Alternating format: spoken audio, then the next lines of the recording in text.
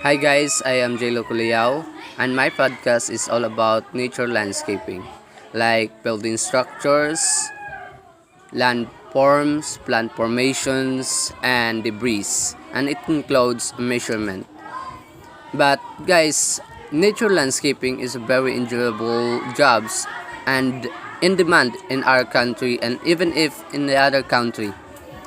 And even if we didn't finish our studies, we can do nature landscaping because nature landscaping is not an a professional studies or professional jobs.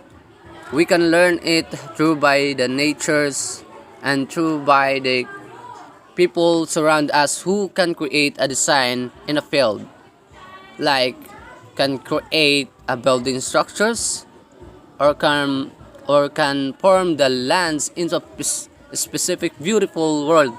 But guys, always remember, nature landscaping is very in demand to me, and I use it and I can prove it.